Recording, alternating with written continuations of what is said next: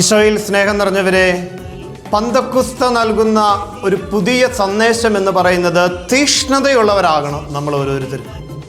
പരിശുദ്ധാത്മാവിൻ്റെ ചൈതന്യം വെറുതെ ഇരിക്കാനായിട്ട് നമ്മളെ സമ്മതിക്കുകയില്ല. ഇരട്ടി കരുത്തോടെ, ഇരട്ടി അഭിഷേകത്തോടെ, പുതു ചൈതന്യത്തോടെ കർത്താവിൻ്റെ വചനത്തിന്, ജീവിതത്തിന് നമ്മൾ ഓരോരുത്തരും അനുദിന ജീവിതത്തിൽ സാക്ഷികളായിട്ട് നമ്മളെല്ലാവരും മാറണമെന്ന് നമ്മളെ ഓർമ്മപ്പെടുത്തുകയാണ്.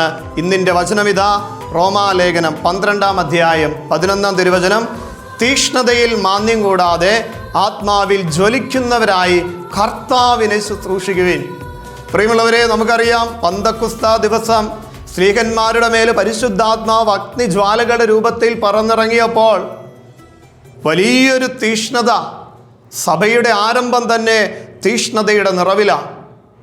പേടിച്ചിരുന്ന, ഭയന്നിരുന്ന, അസ്വസ്ഥപ്പെട്ടിരുന്ന സ്ത്രീഹന്മാരുടെ മേൽ പരിശുദ്ധാത്മാവിൻ്റെ അഭിഷേകം അഗ്നിജ്വാലകളുടെ രൂപത്തിൽ കടന്നു വന്നപ്പോൾ പ്രിയമുള്ളവരെ, അവർ ധൈര്യമുള്ളവരായി ദൈവരാജ്യത്തിൻ്റെ സുവിശേഷം കരുത്തോടെ, ഉണർവോടെ, ശക്തിയോടെ, ഭയം കൂടാതെ പങ്കുവെച്ച് ദൈവരാജ്യത്തിൻ്റെ ശുശ്രൂഷകരായിട്ട് അവർ മാറി. അങ്ങനെയല്ലേ തോമാസ് ലീഹായൊക്കെ ഭാരത മണ്ണിലേക്ക് തീക്ഷ്ണതയോടെ, ഒന്നും അറിയത്തില്ലാത്തൊരു ദേശത്തേക്ക് കടന്നു വരുന്നത്.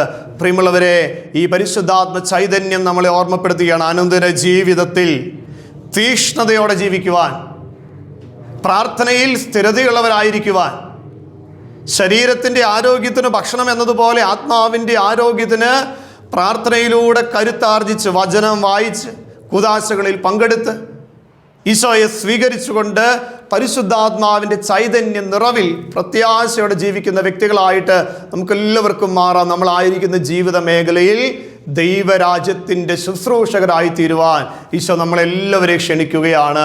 സ്വർഗീയ സ്നേഹം പങ്കുവയ്ക്കുന്ന, പരിശുദ്ധാത്മാവിൽ നിറയപ്പെട്ട് തീക്ഷ്ണതയുള്ളവരായി ജീവിക്കുവാൻ നമുക്ക് പ്രത്യേകമായിട്ട് പ്രാർത്ഥിക്കാം. ഇന്ന് നമ്മൾ പ്രത്യേകമായിട്ട് എല്ലാ പ്രേക്ഷിതരെയും, ദൈവ ശുശ്രൂഷയിലായിരിക്കുന്ന എല്ലാ വൈദികരെ, സമർപ്പിതര അൽമായ സഹോദരങ്ങൾ എല്ലാവരെയും, പ്രേക്ഷിത ശുശ്രൂഷയിലായിരിക്കുന്ന എല്ലാവരെയും സമർപ്പിക്കാം. അവരുടെ ശുശ്രൂഷകളെ ദൈവത്തിൻ്റെ കരങ്ങളിലേക്ക് ചേർത്ത് വെച്ച് അനേകർക്ക് അനുഗ്രഹമാക്കി ശുശ്രൂഷകളെ രൂപാന്തരപ്പെടുത്തണമേ എന്ന് പ്രാർത്ഥിക്കാം. ഒപ്പം നമ്മുടെ പ്രാർത്ഥനകളെ, നമ്മുടെ യാചനകളെ, ഇന്നിൻ്റെ നമ്മുടെ ജീവിത ദൗത്യ മേഖലകളെല്ലാം ദൈവകരങ്ങളിലേക്ക് സമർപ്പിച്ച് പരിശുദ്ധാത്മാവിൻ്റെ അഭിഷേകം സ്വീകരിച്ചുകൊണ്ട് ഇതാ ദിവ്യകാരുണ്യാശീർവാദം നമുക്ക് സ്വീകരിക്കാം.